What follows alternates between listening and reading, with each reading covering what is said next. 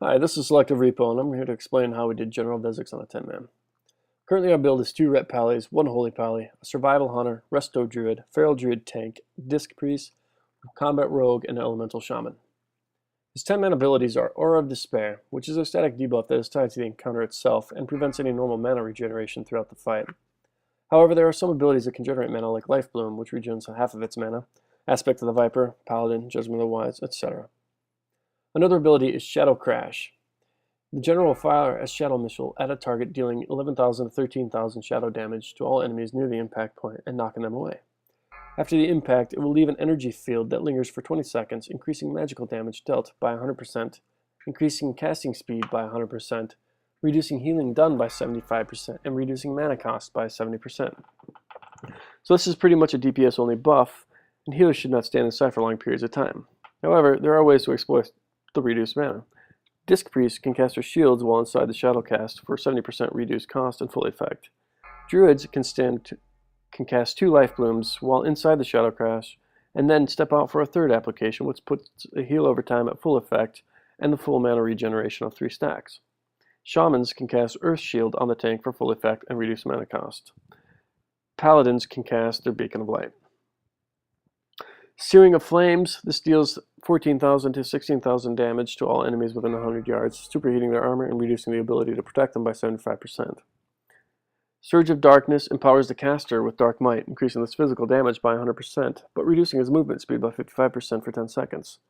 Now, as a tank, we had tried to actually kite him using this method. However, we found that he was able to quickly catch up, and it was not that effective.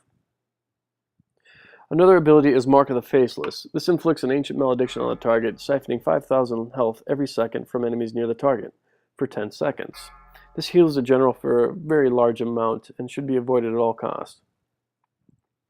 Serenite Vapors. About every 30 seconds, a green crystal named Serenite Vapors will form and float around the room. Each crystal has 12,600 health. A total of 8 of these Serenite Vapors will spawn throughout the fight. When destroyed, one of these crystals will drop a green puddle on the ground. When a player stands in this puddle, the player will take shadow damage and will regenerate mana. A player standing in this puddle will gain a debuff named Serenite Vapors, which will stack every 2 seconds. The first stack will do 100 mana and 200 damage. The second stack will do 200 mana, 400 damage. The third, 400 mana, 800 damage. The fourth, 800 mana, 1600 damage, on and on. Now, during the fight, there are several things to keep in mind here. The first is that the fight revolves around the healers and their ability to conserve mana. The second is that the boss is not tauntable. When standing in a Shadow Crash, ranged DPS can easily attain 8 to 12,000 DPS. If they pull aggro, it's definitely not going to feel good.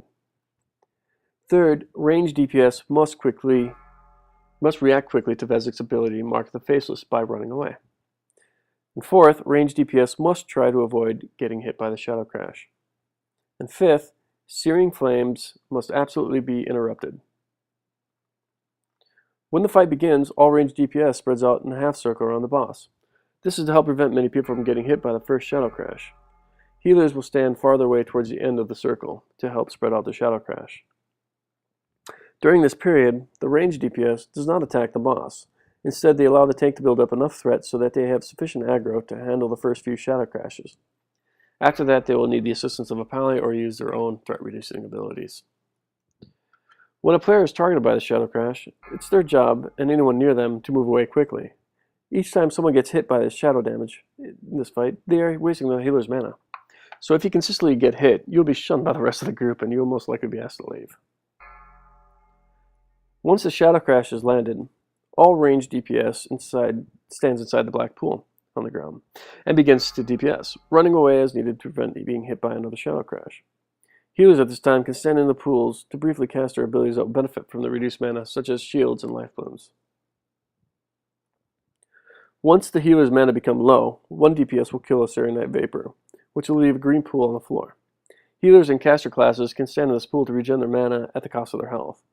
Most healers allow the stacks to get up to about 4 or 5 before stepping out again, and in most cases each healer can be able to maintain their own health, while paladins can cast Beacon on themselves and still heal the tank. Now, the way we handled Mark of the Faceless was to have anyone that was targeted by it to run straight back, and anyone near them to run either left or right, depending on the target's location. The amount that someone can heal Vezax is roughly 1 to 10% a second, depending on how many people are standing next to them. This is the game breaker ability. It requires people to pay careful attention on what's going on. It can easily undo the last 2 minutes of DPS in about 3 seconds. And throughout most of the fight, healers will only heal the tank if he falls below 75% health. However, during the Surge of Darkness, healers need to respond quickly because 2 hits in a row for this ability will kill most tanks. At this point, tanks need to pop all their not all their cooldowns, but create a cooldown rotation. Now, surges only come once a minute, and in this fight, I was using a rotation of Bark Skin plus Trinkets, which was basically, Bark Skin gives me a 20% reduced damage. Trinkets were giving me approximately 60% dodge rating. The second one was Bark Skin plus Survival Instincts. That was 20% reduced damage and 45% increased health. And the third wave was Bark Skin and Frenzied Regen, which was 20% reduced damage plus 2,500 health a second and 20% increased healing to the tank. And basically create a nice little rotation on those. So pretty much that's the fight. If you just keep